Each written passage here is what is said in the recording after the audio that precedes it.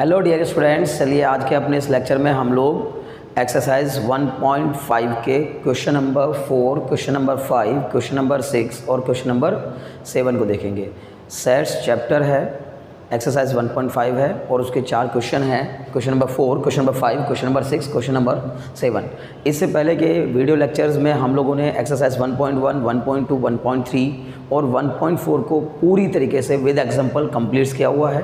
तो अगर आप लोगों ने इससे पहले के वीडियो लेक्चर अभी तक नहीं देखे हैं तो आप पहले अगर चैप्टर की क्लैरिटी चाहते हैं, आप चाहते हैं कि आपको चैप्टर समझ में आए, तो फिर आप शुरू से लेक्चर्स देखिए और प्लेलिस्ट में जाइए और प्लेलिस्ट आपको मिल जाएगी। उस प्लेलिस्ट में आपको सारे लेक्चर्स आपको सीक्वेंस में मिल जाएंगे और अगर आप इस सीक्वेंस को फॉलो करते जाएंगे तो स्टेप बाय स्टेप एक एक चैप्टर, एक एक एक्सरसाइज को विद एग्जांपल, विद एक सिंगल क्वेश्चंस हर एक एक्सरसाइज का करा करके एनसीईआरटी में आप लोगों की कंप्लीट कराऊंगा। आपको परेशान होने की जरूरत नहीं है, बस अगर चैनल पर नए हैं तो चैनल को सब्सक्राइब कर दीजिए और वीडियोस को अपने दोस्तों में शेयर करिए और पेशेंस रख के इस लेक्चर को पूरा देखिए ताकि आपको ये सारे questions, question number 4, question number 5, question number 6 और क्वेश्चन नंबर 7 ये सभी समझ में आ जाएं अच्छे से। ओके, चलिए शुरू करते हैं। पहला क्वेश्चन कह रहा है हमसे कि if u is equal to, u मैं आपको बता चुका हूँ, u मतलब यूनिवर्सल सेट। अगर एक यूनिवर्सल सेट आपको दिया गया है, उस यूनिवर्सल सेट में आपके पास एलिमेंट्स हैं 1 से लेकर 9 तक के एलिमेंट्स, और आपको दो अलग सेट्स दिए गए हैं। एक सेट दिया गया सेट a बराबर 2, 4, 6, 8 और सेट b बराबर 2, 3, 5, 7 और हमें कुछ वेरीफाई करने के लिए कहा है, मतलब वेरिफिकेशन करना है हमें, है ना। वेरिफिकेशन में प्रूविंग में फ़र्क होता है। वेरिफिकेशन का मतलब होता है कि आप लेफ़्ट साइड में और राइट साइड में, दोनों साइड में वो चीज़ें अप्लाई करके देखिए जो आपको क्वेश्चन में कही गई हैं। लेफ़्ट साइड में अलग से अप्लाई करिए, राइट साइड में अलग से अप्लाई करिए, और अगर दोनों साइड आपस में इक्वल आ जाएँ तो समझिए कि वो प्रॉपर्टी वेरीफाई हो गई है। अगर प्रूविंग करनी होती है तो एक साइड लेके चलते हैं, दूसरी साइड प्रूफ हो जाती है, ठीक है ना। तो सबसे पहली बात हमें वेरीफाई करना है, तो जाहिर है कि दोनों साइड को प्रूफ करना पड़ेगा, मतलब दोनों साइड को अलग अलग सॉल्व करना होगा। चलिए तो देखते हैं यहाँ पर आंसर नंबर 4, ठीक है। देखिए इसके फर्स्ट पार्ट को देखते हैं। उसने कहा A यूनियन B का dash is equal to A dash intersection B dash के इक्वल होता है। तो पहली बात तो आपको मैं बता दूं कि एक प्रॉपर्टी है जो सच है, जो सही है। A यूनियन B का डैश जो है वो A dash intersection B dash के इक्वल ही होता है। अब जब ये प्रॉपर्टी है तो वेरीफाई हो जाएगी, घबराने की जरूरत नहीं है। तो इसके लिए हमें सबसे पहले क्या करना पड़ेगा, लेफ्ट हैंड साइड को हम लोग प्रूफ कर लेते हैं अलग से। तो चलिए लेफ्ट हैंड साइड में क्या दिया गया है आप मुझे बताओ। लेफ्ट हैंड साइड में दिया गया है A यूनियन B का डैश। तो A यूनियन B का डैश अगर मैं निकालना चाहूँ तो उसके लिए मुझे चाहिए होगा सबसे पहले क्या, A यूनियन B। तो सबसे पहली बात A यूनियन B निकालिए। तो A और B का यूनियन कितना जाएगा, हम कहेंगे इसका मतलब 2, 4, 6, 8। A के सारे एलिमेंट तो उसमें आएंगे ही आएंगे, वो लिख दीजिए, और फिर B के वो एलिमेंट जो रह गए हैं, जो अभी तक नहीं आए हैं, वो भी लिख दीजिए। तो 2 आ चुका है, उसको लिखने की ज़रूरत नहीं है। 3 नहीं आया वो लिख दीजिए, 5 नहीं आया वो लिख दीजिए, और 7 नहीं आया वो भी लिख दीजिए। तो ये आ गया आपका A यूनियन B। अब A यूनियन B का डैश निकालिए। A यूनियन B का डैश मतलब universal minus A union B। किसी भी सेट का कॉम्प्लीमेंट निकालना हो तो उसको यूनिवर्सल में से क्या कर दीजिए, माइनस कर दीजिए।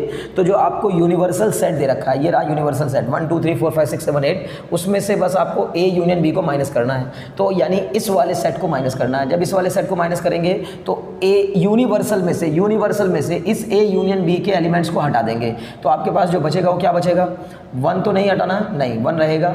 देखिए हमें क्या क्या हटाना है, 2, 4, 6, 8, 3, 5, 7 ये हटाने हैं। तो 2 हटाना है, 3 हटाना है, 4 हटाना है, 5 हटाना है, 6 हटाना है, 7 हटाना है, 8 हटाना है। तो इसका मतलब 2 से लेकर 8 तक के सारे नंबर हटेंगे, केवल रह जाएगा आपके पास क्या, 1, 9। देखिए ये बचेगा केवल। तो A यूनियन B का डैश कितना आ गया हमारा, 1, 9 आ गया। अब राइट हैंड साइड उठाइए। राइट हैंड साइड में हमने क्या निकालना है, राइट हैंड साइड में हम लोगों को निकालना है A dash intersection B dash, ये पता करना होगा। अगर ये हमें पता करना है तो हम सबसे पहले A डैश निकालेंगे। तो आप मुझे A डैश बताइए कितना होगा। A डैश मतलब A का कॉम्प्लीमेंट, तो A डैश मतलब यूनिवर्सल माइनस A। तो यूनिवर्सल वाले सेट में से A को हटा दो, तो यूनिवर्सल में से वो एलिमेंट हटा दो जो यूनिवर्सल के अंदर मौजूद है और A के अंदर भी मौजूद है। मतलब यूनिवर्सल में से A वाले एलिमेंट हटा दीजिए। तो बचे आपके पास कौन कौन से एलिमेंट, 1 बचा, आपके पास 3 बचा, 4 हटाना है तो हटा दीजिए, 5 बचा, 6 भी हटा दीजिए, 7 बचा, 8 भी हटा दीजिए, 9 बचा, ठीक है ना। तो आपके पास 5 एलिमेंट बचे, ये आ गया आपका ए डैश। सिमिलरली आप निकालिए बी डैश, बी डैश का मतलब आ जाएगा universal minus B, sorry universal minus B, तो बी को माइनस कर दीजिए यूनिवर्सल में से। चलिए बी को अगर माइनस करूँगा तो बी को माइनस करने पर क्या आएगा, यूनिवर्सल में से बी को हटाइए तो 1 बचेगा, एज वेल एज 1 बचेगा, 2 हट गया, 3 हट गया, चलो 5 भी हट गया, 4 बचेगा, है ना, 4 बचेगा, 5 हटा दिया गया, ठीक है ना, 7 भी हटा दिया गया, क्या बचेगा और 8 बचेगा एंड 9 बचेगा। अब आप मुझे बताइए ए डैश इंटरसेक्शन बी डैश कितना होगा। ए डैश ये रहा, बी डैश ये रहा, दोनों का इंटरसेक्शन यानी दोनों का कॉमन, जल्दी देखकर बताइए दोनों का कॉमन क्या होगा। तो दोनों में 1 कॉमन है, जी बिल्कुल है, लिख देते हैं।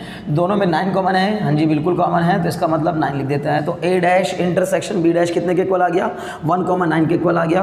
तो सिंपली वाई कर दिए, सिंपल सी बात है कि इसका मतलब ए डैश इंटरसेक्शन बी डैश इतना है और ए यूनियन बी का डैश इतना है। जरा आप देखिए, मुझे लेफ्ट हैंड साइड में आपने ए यूनियन बी का डैश निकाला जो कि कितना है 1,9, राइट हैंड साइड में आपने ए डैश इंटरसेक्शन बी डैश निकाला जो कि कितना है 1,9। तो अगर आप देखें इसको इक्वेशन 1 मानते हुए और इसको इक्वेशन 2 मानते हुए आप कह सकते हैं from 1 and 2 it is verified, ठीक है ना। क्यों, क्योंकि जब राइट साइड दोनों के आपस में इक्वल है तो लेफ्ट हैंड साइड भी आपस में क्या हो जाएगी, इक्वल हो जाएगी, इट इज़ वेरीफाइड। यानी ए यूनियन बी का dash is equal to A dash intersection B dash होता है और फिर यहाँ पर मोटा मोटा लिख देंगे वेरीफाइड, मतलब वेरीफाई हो गया, ठीक है ना। तो बताइए क्या मुश्किल लगा, मुश्किल है क्या, नहीं मुश्किल है, बिल्कुल मुश्किल नहीं है, बस आप ध्यान दे करके समझने की कोशिश करेंगे तो आसान लगेगा और वाकई में आसान है भी, ठीक है। चलिए अब सेकंड पार्ट की तरफ बढ़ते हैं। तो इसके सेकंड पार्ट में क्या कहा गया है, सेकंड पार्ट को भी देख ले आराम से, ठीक है। सेकंड पार्ट में हमें इसकी जस्ट उल्टी वाली प्रॉपर्टी यानी कि इसकी जस्ट रिवर्स प्रॉपर्टी को वेरीफाई करना है। क्या भाई, हम जानते हैं ए यूनियन बी का डैश जो होता है वो ए डैश इंटरसेक्शन बी डैश के इक्वल होता है, ये तो प्रूफ हो गया। अब सेकंड पार्ट पे, ये सेकंड पार्ट कह रहा है कि ए इंटरसेक्शन बी का डैश मतलब ए इंटरसेक्शन बी का डैश इक्वल होता है किसके, ए डैश यूनियन बी डैश के। ओके, ये हमें प्रूफ करना है। तो चलिए इसको भी प्रूव कर लेते हैं, इसमें कौन सी बड़ी बात है। तो लेफ्ट हैंड साइड सबसे पहले निकालेंगे। लेफ्ट हैंड साइड के लिए आपने क्या निकालना होगा, ए इंटरसेक्शन बी का डैश मैं पता करना चाहूँगा। ये क्या है, ये मैं पता करना चाहता हूँ, ठीक है ना। तो चलिए सबसे पहले मैंने निकाला इसके लिए क्या, ए इंटरसेक्शन बी। खुद ही बताइए आप क्या निकालना होगा। अगर आपको ए इंटरसेक्शन बी का डैश निकालना है तो पहले आपको क्या निकालना होगा, ए इंटरसेक्शन बी निकालना होगा। फिर उसके बाद जब आप ए इंटरसेक्शन बी निकाल लेंगे तो फिर उसका डैश निकालने के लिए क्या करेंगे, चलिए पहले तो ए इंटरसेक्शन बी ही निकाल लीजिए। तो क्या है, ए और बी का कॉमन, तो हम कहेंगे ए और बी में कॉमन है जी 2 कॉमन है, बिल्कुल है, लिख देते हैं। ए और बी में कुछ और कॉमन है, देखिए और कुछ नहीं कॉमन है, केवल और केवल 2 कॉमन है। तो ये आ गया ए इंटरसेक्शन बी। अब ए इंटरसेक्शन बी का डैश निकालिए, डैश, इसका डैश निकालना है तो हमें क्या करना होगा, इसको यूनिवर्सल में से माइनस करना होगा। तो universal minus A intersection B. चलिए इसको जब माइनस करूंगा यूनिवर्सल में से, ये रहा यूनिवर्सल, इसमें से केवल 2 हटा दो तो जो बाकी बचे वो सब लिख दो, 1 3 4 5 6 7 8 9, ये आपका आ गया A intersection B dash.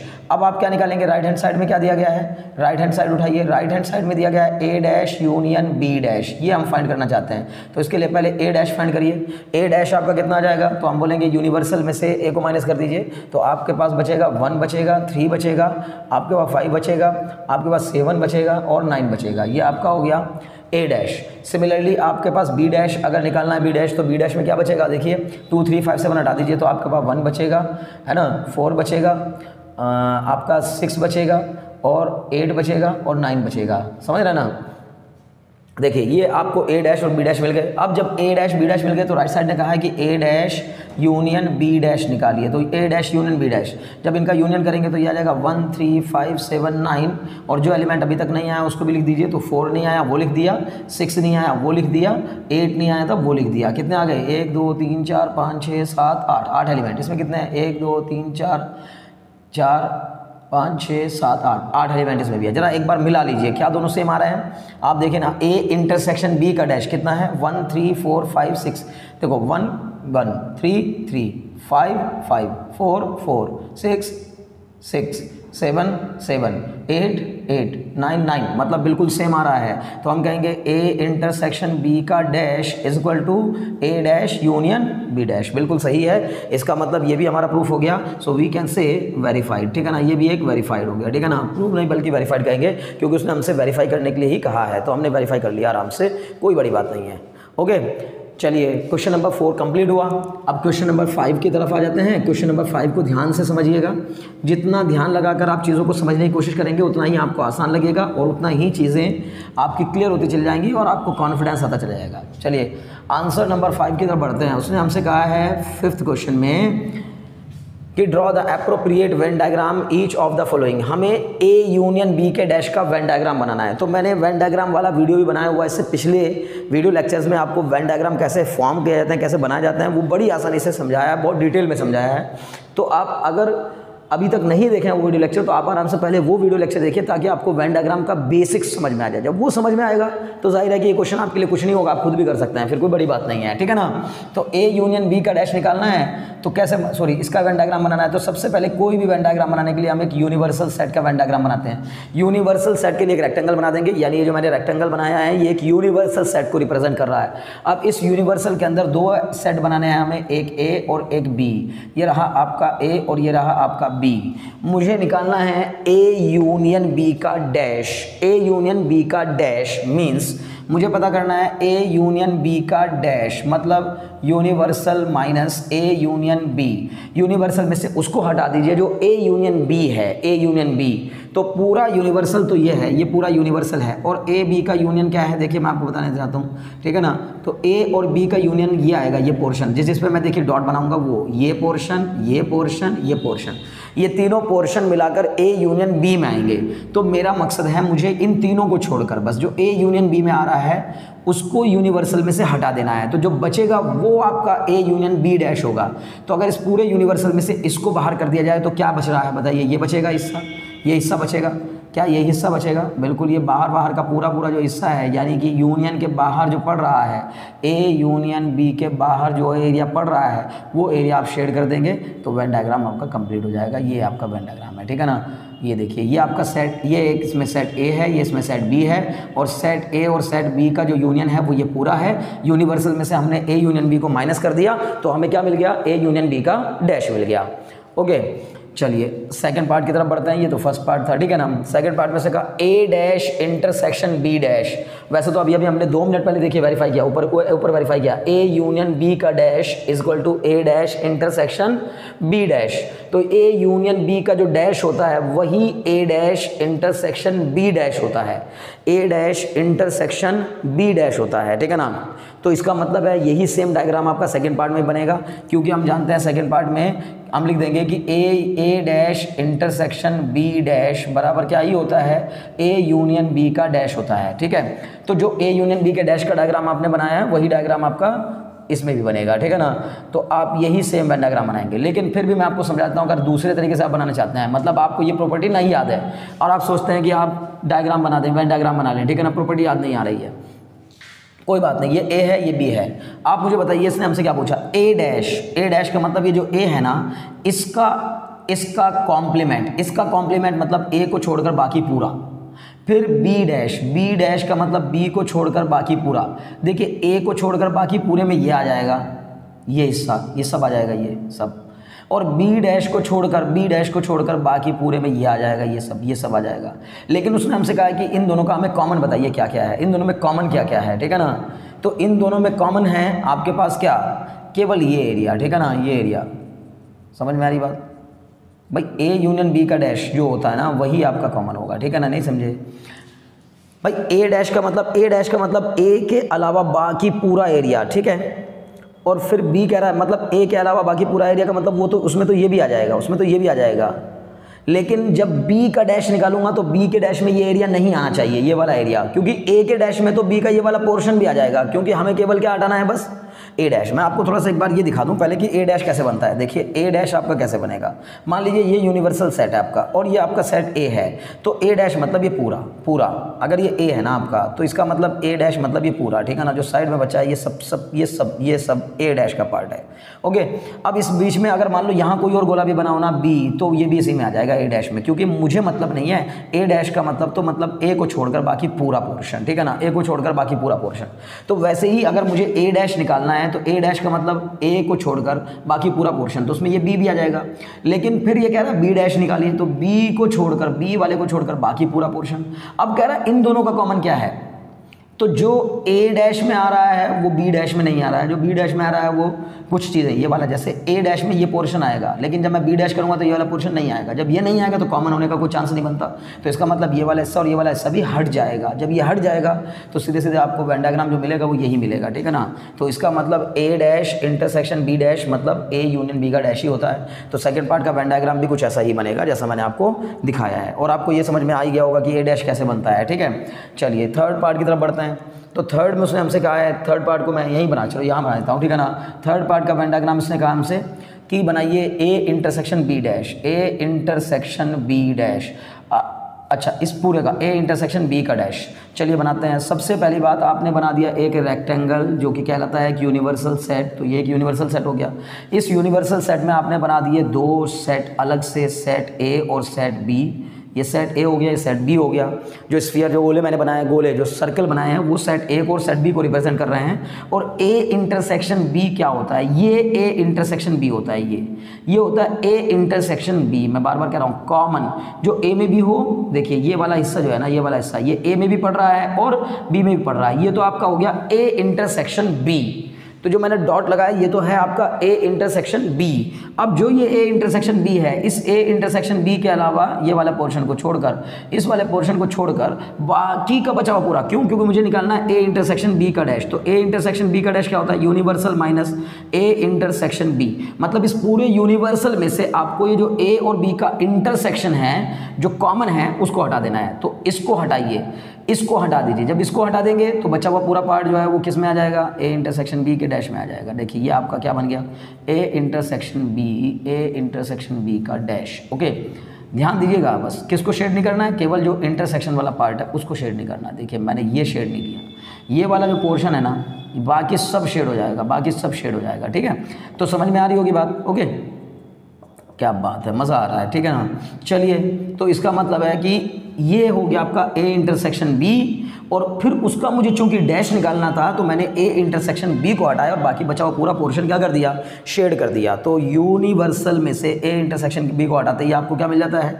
A intersection B dash मिल जाता है। और हमने अभी एक प्रॉपर्टी पढ़ी है, तो अगर मान लीजिए हम इसके चौथे पार्ट की तरफ बढ़ेंगे तो इसी क्वेश्चन का फोर्थ पार्ट कह रहा है कि डायग्राम बनाना है किसका? आपको ए डैश यूनियन बी डैश का। हम जानते हैं कि ए डैश यूनियन बी डैश जो होता है वो ए इंटरसेक्शन बी का डैश ही होता है। तो जो आपका ए इंटरसेक्शन बी डैश बना है, उसी ए इंटरसेक्शन बी डैश को, उसी ए इंटरसेक्शन बी डैश का आप डायग्राम बना दीजिए दोबारा। तो ये हो जाएगा आपका ए यूनियन बी का, ए डैश यूनियन बी डैश। तो यही सेम डायग्राम बनेगा, मतलब इसमें भी, ठीक है ना। क्यों? क्योंकि प्रॉपर्टी तो पढ़ी है ना हमने अभी देखिए रहा, ए इंटरसेक्शन बी का डैश बराबर ए डैश यूनियन बी डैश। बोलो है कि नहीं है? तो जब ए इंटरसेक्शन बी का डैश ए यूनियन बी के डैश की इक्वल है, तो A dash union B dash की इक्वल है, तो फिर क्यों ना हम लोग ए डैश यूनियन बी डैश वाला ही डायग्राम उठा के बना दें। तो A dash union B dash, A dash union B dash के लिए आप जो डायग्राम बनाएंगे वो वेन डायग्राम यही बनेगा। कौन सा? जो पहले बना है, मतलब किसका? जिसका जो ए इंटरसेक्शन बी का बना था, ए इंटरसेक्शन बी डैश का। मतलब केवल इस वाले पोर्शन को छोड़कर आप बाकी पूरे को शेड कर दीजिए। और अगर आप इसको नए सिरे से समझना चाहते हैं कि सर ए डैश यूनियन बी डैश को समझाइए, तो ए का मतलब क्या हो गया? ए डैश का मतलब ए को छोड़कर बाकी पूरा, फिर बी को छोड़कर बाकी पूरा। तो आप ए को भी छोड़कर और बी को भी छोड़कर जब बाकी पूरा करेंगे तो ए को छोड़कर जो बाकी पूरा आएगा उसमें ये सब आ जाएगा, सब आ जाएगा पूरा पोर्शन। फिर बी कह रहा है बी को छोड़कर बाकी पूरा, और फिर उसका मुझे यूनियन करना पड़ जाए तो क्या ही आएगा? ए इंटरसेक्शन बी का डैश ही आएगा, ठीक है ना। तो A dash union B dash is equal to A intersection B का डैश होता है, जो कि आसानी से समझ में आ रहा होगा, ठीक है। चलिए क्वेश्चन नंबर 5 भी कंप्लीट। आइए अब हम लोग बढ़ते हैं क्वेश्चन नंबर 6 की तरफ। क्वेश्चन नंबर 6 है ना, डायग्राम्स अगर आपको नोट करने हैं तो वीडियो को पॉज करिए और आराम से डायग्राम्स नोट कर लीजिए, उसके बाद अगले क्वेश्चन की तरफ बढ़िए, ठीक है ना। तो चलिए नेक्स्ट क्वेश्चन में कहा गया है क्वेश्चन नंबर 6, लेट। पढ़िए क्वेश्चन नंबर 6 को और पेन कॉपी किताब लेकर बैठा करिए ताकि आपको समझने में बहुत ज़्यादा आसानी हो, एक एक चीज़ आपकी क्लियर होती चली जाए, ठीक है ना। और क्वेश्चन करने होते हैं, ठीक है ना, पढ़ना नहीं होता खाली। मैथमेटिक्स से करने वाला सब्जेक्ट है, मैं बार बार बोलता हूँ इस बात को, ठीक है ना। तो बैठ के करिए क्वेश्चंस। देखिए क्या कहा गया क्वेश्चन नंबर 6 में, इसने कहा let U be the set of all triangles in a plane. मान लो कि यू जो है वो एक यूनिवर्सल सेट है जिसमें कि सारे ट्राइंगल आते हैं, एक प्लेन में बनने वाले सभी ट्राइंगल जो है वो यूनिवर्सल सेट के अंदर आते हैं। मतलब आपने जो यूनिवर्सल सेट बनाया है उस यूनिवर्सल सेट के अंदर सभी ट्राइंगल्स आ जाएंगे, सभी ट्राइंगल्स। चलिए आगे। तो यानी कि जो आपका जो ये यूनिवर्सल सेट है, यूनिवर्सल सेट, इस यूनिवर्सल सेट में आ रहा है आपका कौन, set of all triangles, all triangles, ठीक है ना, सभी ट्राइंगल्स इस सेट के अंदर आ रहे हैं। फिर इसने कहा let A is the set of all triangles with at least one angle different from 60 degree. ऐसे ए जो है वो ऐसा सेट है जिसका एक ट्राइंगल, ए मतलब set of triangle, set of triangle with at least one angle different from 60, one angle different from 60, मतलब कहने का यह है कि उसका एक एंगल जो है वो 60 डिग्री से अलग है। तो अगर कोई भी ट्राइंगल ऐसा हो जिसका कम से कम एक एंगल तो 60 से अलग होगा ही होगा। अगर सारे के सारे एंगल 60 डिग्री के इक्वल हैं तो अलग बात है। अगर एक भी एंगल 60 से अलग हो गया तो वो फिर इक्विलैटरल ट्राइंगल नहीं रह जाएगा। और जिसमें ये कहा हो गया एटलीस्ट एक एंगल तो 60 डिग्री से अलग है ही है, तो एक एंगल भी अगर 60 डिग्री से अलग हो गया तो वो ट्राइंगल स्केलिन ट्राइंगल बन जाएगा या फिर कुछ ही और टाइप का होगा, मतलब वो इक्विलैटरल तो नहीं होगा पक्का, क्योंकि इक्विलैटरल होने के लिए ज़रूरी शर्त होती है कि तीनों के तीनों एंगल क्या होने चाहिए, 60 डिग्री होने चाहिए। अगर एक भी एंगल 60 से अलावा कुछ और बन गया तो फिर वो इक्विलैटरल तो नहीं होगा। तो इसका मतलब ये जो आपका ए है ना, ये एक तरीके से set of triangle which are not equilateral, which are not equilateral, ये हो गया, ठीक है ना। समझ में आ रही है बात की नहीं, बताइए।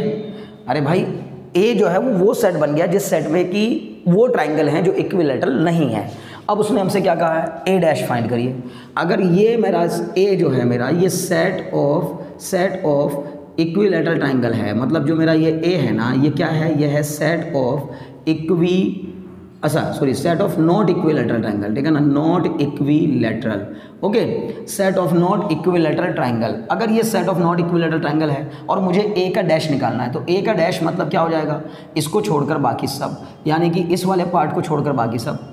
अब जब मैं यूनिवर्सल में से वो सारे ट्राइंगल हटा दूंगा जो कि इक्विलैटरल नहीं हैं, यूनिवर्सल में से वो सारे ट्राइंगल हटा दूंगा जो कि इक्विलैटरल नहीं हैं, तो जब इक्विलैटरल नहीं है वाले ट्राइंगल हटाऊंगा तो जो बचेंगे वो कौन से होंगे, सोच कर बताइए, जो बचेंगे वो कौन से होंगे, केवल और केवल इक्विलैटरल ट्राइंगल रह जाएंगे आपके यूनिवर्सल सेट में। अब कौन से बच जाएंगे, केवल इक्विलैटरल ट्राइंगल। तो इसका मतलब अगर मैं ए डैश निकालता हूं तो यू माइनस ए हो जाएगा, और यू माइनस ए मतलब यूनिवर्सल में से वो हटा दो जो इक्विलैटरल नहीं है, तो जो बचेगा ना वो बचेगा आपका सेट ऑफ इक्विलैटरल ट्राइंगल, ठीक है ना, सेट ऑफ इक्विलैटरल ट्राइंगल। मुझे उम्मीद है बात समझ में आ गई होगी, थोड़ा समझने की कोशिश करेंगे तो आ जाएगा, ठीक है ना, कुछ भी नहीं है। अगर आप पूरे यूनिवर्सल में से वो सारे ट्राइंगल हटा दें, यानी कि जितना एक आपके पास एक ना ट्राइंगल का सेट है, मतलब आपके पास एक यूनिवर्सल सेट जो पूरे ट्राइंगल का सेट है, अब वो जो पूरे ट्राइंगल का सेट है ना, यूनिवर्सल सेट, उसमें से आप सिर्फ और सिर्फ क्या कर दीजिए, उन ट्राइंगल्स को हटा दीजिए जो इक्विलैटरल नहीं है, इक्विलैटरल नहीं है, और जो इक्विलैटरल नहीं है तो बचा हुआ जो होगा वो क्या ही होगा, इक्विलैटरल ही होगा। आपने जब उनको हटा दिया जो इक्विलैटरल नहीं है तो जो बचे हैं वो कौन से होंगे, इक्विलैटरल वाले होंगे। तो इसका आंसर होगा सेट ऑफ इक्विलैटरल ट्राइंगल। चलिए 7th क्वेश्चन की तरफ बढ़ते हैं। 7th क्वेश्चन में उसने हमसे कहा है ना, आंसर नंबर 7, ओके, ये आपका था आंसर नंबर 6, ठीक। चलिए इसने कहा fill in the blanks to make each of the following a true statement, मतलब आपको ये जो 4 स्टेटमेंट दे रखे हैं इसने, एक स्टेटमेंट ये रहा, एक ये रहा, एक ये रहा और एक ये रहा। आपको पूछा कि इसमें क्या आना चाहिए इस स्टेटमेंट को ट्रू करने के लिए। तो पहले वाले में पूछा है ए यूनियन ए डैश, सोच कर बताइए आप मुझे, ए यूनियन ए डैश, ए कोई सेट है, उस सेट का उसके कॉम्प्लीमेंट के साथ सॉरी, ए कोई सेट है उसका यूनियन उसके कॉम्प्लीमेंट के साथ। तो आप मुझे बताओ, अगर मैंने कोई एक सेट बनाया सेट ए, ठीक है, चलिए देखिए यहाँ समझता हूँ। मान लो मैंने आपको एक सेट दे दिया, या आप इसी में समझिए, आप देखिए यूनिवर्सल आपके पास है 1 2 3 4 5 6 7 8 9 और ए है आपके पास इतना। तो आप मुझे बताओ ए डैश कितना आएगा। ए तो है आपके पास क्या 2, 4, 6, 8, 2, 4, 6, 8 और ए डैश आपका क्या आ जाएगा, इसका मतलब 1, 3, 5, 7, 9। अब आप मुझे बताइए इन दोनों का अगर मैं यूनियन करूं, ए यूनियन ए डैश, मतलब इसको यूनिवर्सल मानते हुए कर रहा हूँ, मुझे क्वेश्चन नंबर 4 में था, ठीक है ना। तो अगर मैं ए यूनियन ए डैश करूँगा तो क्या आएगा आप खुद बताइए। आ जाएगा 1 2 3 4 5 6 7 8 9, पूरा वही आ जाएगा सेम। तो इसका मतलब ए यूनियन ए डैश जो होता है वो हमेशा ए यूनियन ए डैश जो है वो हमेशा यूनिवर्सल सेट के इक्वल होता है। अब देखिए ना खुद ही कितने के इक्वल बन गया, ये यूनिवर्सल सेट के इक्वल बन गया, ठीक है ना। तो पहले पार्ट में आप जब आंसर लिखेंगे तो लिखेंगे A union A dash is equal to universal set, ध्यान दीजिएगा यूनिवर्सल आएगा यहाँ पर, ठीक। अब इसने क्या कहा, फाई डैश इंटरसेक्शन ए। अगले क्वेश्चन में पूछा फाई डैश। अब अगर आप मान लीजिए इसको यूनिवर्सल मान रहे हैं तो फाई का मतलब कोई एक ऐसा सेट जिसमें कोई एलिमेंट ना हो, इसमें कोई एलिमेंट नहीं है। तो आप मुझे बताइए फाई डैश आपका क्या आएगा। तो फाई डैश मतलब यूनिवर्सल में से फाई को माइनस कर दीजिए। अब यूनिवर्सल में से फाई को माइनस करूंगा मतलब कुछ माइनस होगा ही नहीं, तो पूरा पूरा क्या बच जाएगा, यूनिवर्सल बच जाएगा। इसका मतलब आपका जो फाई डैश है वो क्या आ गया, यूनिवर्सल, ठीक है। तो फाई डैश जो है वो हमारा कितने के इक्वल होता है, यूनिवर्सल के इक्वल होता है। ये एक प्रॉपर्टी भी होती है, याद भी रख सकते हैं आप डायरेक्ट। फाई डैश जो होता है वो यूनिवर्सल के इक्वल होता है। अब जब फाई डैश आपका यूनिवर्सल के इक्वल है तो आपको करना क्या है, आपको करना है फाई डैश इंटरसेक्शन ए, मतलब एक तरीके से यूनिवर्सल इंटरसेक्शन ए। अब आप मुझे बताओ ये यूनिवर्सल है और ये ए है, इन दोनों का इंटरसेक्शन क्या आएगा, आप खुद सोच कर बताइए, देखकर ध्यान से। इन दोनों का इंटरसेक्शन अगर मैं निकालने की कोशिश करूंगा तो वो ए के इक्वल ही आएगा। आप देख लीजिएगा इन दोनों में जो कॉमन है वो क्या है, दोनों में कॉमन है 2 4 6 8। तो इसका मतलब यूनिवर्सल इंटरसेक्शन ए जो है वो कितने के इक्वल होता है, ए के इक्वल होता है। तो पहले याद रखिए फाई डैश बराबर यूनिवर्सल होता है। यूनिवर्सल का किसी भी सेट के साथ इंटरसेक्शन, यूनिवर्सल का किसी भी सेट के साथ इंटरसेक्शन क्या ही होता है, ए ही होता है, ए वो सेट ही होता है। यूनिवर्सल का किसी भी सेट के साथ इंटरसेक्शन वो खुद वही सेट होता है। तो इसका मतलब ए सेट ए के इक्वल आ जाएगा। चलिए थर्ड पार्ट की तरफ बढ़ते हैं। थर्ड पार्ट में इसने कुछ कहा है ऐसा कि सर आपको बताना है ए इंटरसेक्शन ए डैश। तो भाई ए और ए डैश में क्या कॉमन होगा, आप खुद ही बताइए। पहली बात आपके पास ये लिखा है ए, ये रहा ए डैश। आप मुझे बताओ इन दोनों में क्या कॉमन है, इन दोनों में क्या कॉमन है, कुछ कॉमन है नहीं है ना। वैसे भी खुद ही सोचो ना, ए और ए का कॉम्प्लीमेंट, ए के कॉम्प्लीमेंट का मतलब यूनिवर्सल में से वो हटा दी जो ए में है। अब जब यूनिवर्सल में से आपने ए वाले सारे हटा दिए तो ए डैश में वो आएंगे जो ए में नहीं है। तो ए में और ए में ना होने वाले में क्या कॉमन होगा, आप खुद सोच के बताइए, थोड़ा दिमाग पे जोर डालिए। अगर मान लो मैं जो बोलता रहूँगा आप उसको सुनते रहेंगे तो आपको कुछ नहीं समझ में आएगा जब तक आप दिमाग से नहीं सोचेंगे। देखिए किसी भी टीचर के पास आपके पास कोई जादू की झप्पी या जादू की छड़ी नहीं है कि ऐसे से घुमाएगा और वो आपको क्या कर देगा, एकदम से गणितज्ञ बना देगा, मैथमेटिशियन बना देगा, ठीक है ना। मैथमेटिशियन बनने के लिए आपको खुद एफर्ट लगाना पड़ेगा, कोई बड़ी बात नहीं है, बन सकते हैं, it's not a big deal, ठीक है ना। समझ में आ रही बात, बहुत बड़ी बात नहीं है, बहुत बड़ा इशू नहीं है, बनने को कोई भी बन सकता है, लेकिन थोड़ी मेहनत करनी पड़ती है। देखिए थर्ड पार्ट की तरफ बढ़ते हैं। तो ए इंटरसेक्शन ए डैश, आपने कहा कुछ भी सर कॉमन तो दिख नहीं रहा। जब ए इंटरसेक्शन ए डैश में कुछ भी कॉमन नहीं है तो आंसर क्या हो जाएगा, फाई हो जाएगा, ठीक है ना। ए और ए डैश में कुछ भी कॉमन नहीं है तो आंसर क्या हो गया, फाई हो गया, ठीक है ना। चलिए अब चौथे पार्ट की तरफ आ जाइए। चौथे पार्ट में कहा गया है कि सर निकालिए यू डैश इंटरसेक्शन ए। तो यू डैश इंटरसेक्शन ए, तो मैंने आपको बताया है यू डैश जो होता है वो फाई के इक्वल होता है। क्यों, क्योंकि आप खुद ही बताइए यू का कॉम्प्लीमेंट मतलब यू माइनस यू। अब यू माइनस यू क्या बचेगा, कुछ नहीं बचेगा, मतलब फाई हो जाएगा। तो एक तरीके से यू डैश मतलब तो हो गया आपका फाई। अब इसी को आप क्या लिख सकते हैं, यू डैश इंटरसेक्शन ए को आप लिख सकते हैं फाई इंटरसेक्शन ए। अब आप बताइए मुझे फाई मतलब एक एम्प्टी सेट और ए मतलब ये, इन दोनों में क्या कॉमन है सर, इन दोनों में क्या कॉमन है, कुछ भी कॉमन नहीं है सर। जब कुछ भी कॉमन नहीं है तो जाहिर है कि फाई इंटरसेक्शन ए जो है वो कितने के इक्वल ही आएगा, फाई के इक्वल ही आएगा। तो जो चौथा पार्ट है उसमें क्या आ जाएगा आपका, तो अब मैंने आपको सारे बता दिए थे। देखिए फाई डैश इंटरसेक्शन ए तो ये बता दिया था, ए इंटरसेक्शन ए डैश यहाँ फाई आएगा, और फिर ये भी यू डैश इंटरसेक्शन ए यहाँ भी क्या आएगा, फाई आएगा। इसके फिल इन द ब्लैंक्स में भी क्या आएगा, फाई आएगा, ठीक है। तो आपको क्वेश्चन नंबर 4 से लेकर क्वेश्चन नंबर 7 तक के सभी क्वेश्चंस बहुत आसानी से समझ में आ गए होंगे। और अगर आपको ये वीडियोस वाकई में पसंद आ रहे हैं, आपको समझ आ रहा है, तो फिर वीडियोस को पूरा देखिए, अपने फ्रेंड्स में शेयर करिए, चैनल को सब्सक्राइब कर दीजिए ताकि आपको आने वाले सभी वीडियोस का नोटिफिकेशन मिलता रहे और बहुत बढ़िया से इस जर्नी को आप कंप्लीट करें, ठीक है ना। मैं बता रहा हूँ आप लोगों को कि एक एक क्वेश्चन से एक एक एग्जाम्पल के साथ आपको बिल्कुल इसी अंदाज में, एकदम बिल्कुल पढ़ने और पढ़ाने वाले अंदाज में आपको देखने को मिलेगा। बस आपको चैनल पर बने रहना है और अपना प्यार देते रहना है। Very very thanks for watching.